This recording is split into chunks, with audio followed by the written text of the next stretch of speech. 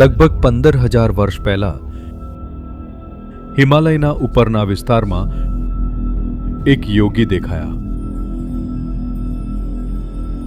તેઓ ક્યાંથી આવ્યા, તેમનો ભૂતકાળ શું હતો એ કોઈને ખબર નહોતી, પણ તેઓ એકદમ જબરદસ્ત દેખાતા હતા. એટલે લોકો ભેગા થયા, રાહ જોઈ. એમને એમ કે તેઓ કોઈ ચમત્કાર કરશે, પણ તેમણે કંઈ ન કર્યું. બસ સ્થિર બેસી રહ્યા. ફક્ત 7 લોકો ત્યાં રોકાયા. આ 7 લોકોને સમજાયું કે આ એક જબરદસ્ત ચમત્કાર છે, કેમ કે જેણે ભૌતિક સીમાઓને પાર કરી લીધી હોય તે જ બસ એમ જ બેસી શકે. પછી તેમણે આજીજી કરી, તમે કંઈક એવું જાણો છો કે અનુભવો છો જેની અમે કલ્પના પણ નથી કરી શકતા. પ્લીઝ અમને શીખવો. ત્યારે તેમણે તૈયારી માટેની થોડી સરળ રીતો આપી અને કહ્યું, તમે પોતાને તૈયાર કરો, પછી હું જોઈશ.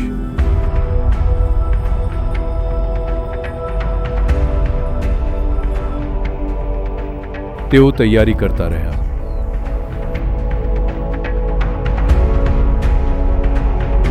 મહિનાઓ વર્ષોમાં ફેરવાયા, વર્ષો દાયકાઓમાં, એમ 84 વર્ષ વીતી ગયા. એક દિવસ તેમણે જોયું તો આ 7 લોકો જ્ઞાન મેળવવા માટેના તેજસ્વી પાત્ર બની ગયા હતા. માનવજાતને પહેલીવાર એ યાદ અપાવવામાં આવ્યું કે કુદરતના નિયમો કોઈ કાયમી બંધન નથી. જો તમે મહેનત કરવા તૈયાર હોવ તો તમે તેની પરે જઈ શકો છો. અને તેમણે ખાલી આ વિચાર જ ન આપ્યો, ત્યાં કેવી રીતે પહોંચવું તેની રીતો પણ આપી.